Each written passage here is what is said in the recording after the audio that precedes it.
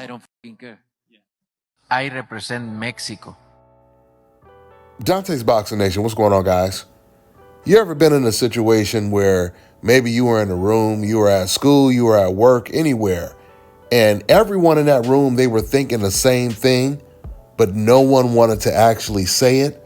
And then when one person stands up and he actually says it, then all of a sudden you hear everybody saying, man, I was thinking the exact same thing. And then just like that, now everyone in the room, they're comfortable with talking about this topic. And this is exactly what we have seen in the boxing industry when it comes to Canelo Alvarez. For years, I have been exposing Canelo Alvarez with irrefutable receipts. And now it has finally reached a point to where everyone is speaking on the Canelo Alvarez situation and they're not holding their tongue anymore. And they're saying word for word what I've been saying for years, because the whole truth is not interchangeable. With that being said, Andre Ward, he had a whole lot to say about Canelo Alvarez and the ducking he's been doing his entire career. This guy could rise up and then he'll duck that dude. Oh, he just wants a payday. Like, yeah, they want a payday. That's the position you in. What you think this is? Yeah. So I just feel like, man, when it's a guy that's a threat, like even Dimitri Bivol, the dude he lost to, you got to give him credit for going up in weight, but I feel like he miscalculated, though. That was a miscalculation. And if you the all-time great, don't you want to get that back? He says he wants the rematch, but you know what's so interesting? That's the key, though. He says he wants the rematch. Yeah. It's not going to happen. Because if Canelo did want the rematch, he would have told DAZN when he was negotiating with them that I want that fight to be a part of the deal. I want to avenge that loss. But Canelo, he didn't even mention Bivol's name when he talked to DAZN. And the craziest thing is that would have been the biggest fight that could have been made on DAZN. Canelo versus Bivol 2. Just like the biggest fight to make with Canelo on PBC would be Canelo versus David Benavidez. So you got Benavidez right now, or you got Terrence Crawford, right? Oh, there's no credit if I fight Terrence Crawford. Well, you fought Amir Khan that was way smaller than you, and you knocked him out cold in Las Vegas at the T-Mobile Center. I was there. You didn't feel no type of way about that, but now Terrence Crawford is too small and you won't get credit. We gotta be consistent.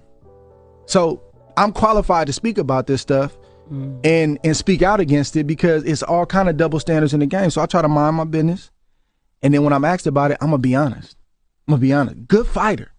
Box office. Got his country behind. You got to give him credit for all the marketing and the money. Man, get that.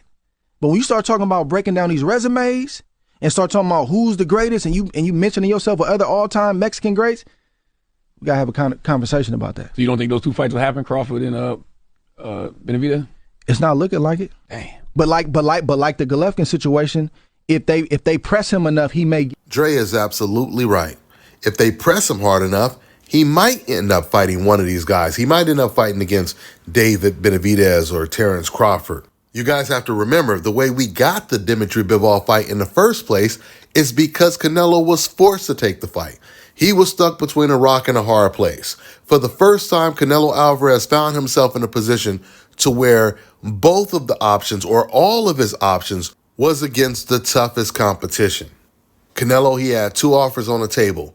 One was to either fight David Benavidez, Jamal Charlo, and Errol Spence when he was undefeated, or two-fight deal fighting Dimitri Bivol and Gennady Golovkin, fighting him in a third fight.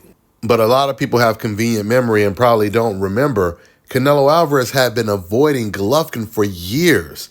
In fact, he even vacated his belt to avoid Golovkin. Golovkin became Canelo's mandatory, and Canelo Alvarez, he vacated the belt. It wasn't until HBO put pressure on Canelo to take the Golovkin fight, that's when we got it. And Andre Ward, he confirmed this because he worked for HBO. So outside of the grand wizards of old media like Chris Mannix and Mike Coppinger, no one is giving Canelo a pass anymore. Everyone is going in on him. From Mike Tyson to Andre Ward to Oscar De La Hoya. It ain't safe no more for Canelo. The walls are closing in again. The last time the walls closed in, he suffered a loss against Dimitri Bivol. This time the walls are closing in, and he may be forced to fight a David Benavidez, a David Morrell, or a Terrence Crawford, a very, very small Terrence Crawford, which would be Canelo Alvarez's best chance of winning because he's going to lose to David Benavidez or David Morrell. But I can assure you this, The more announcements that Canelo Alvarez makes when it comes to his next fight, whenever he's fighting someone that's not David Benavidez, that's not like a David Morrell or someone like that, the more his stock will plummet and the more celebrities will come out and criticize him. That's all I got for now, guys. I'm on to the next one. No more question because I'm a little mad and I'm tired. Thank you.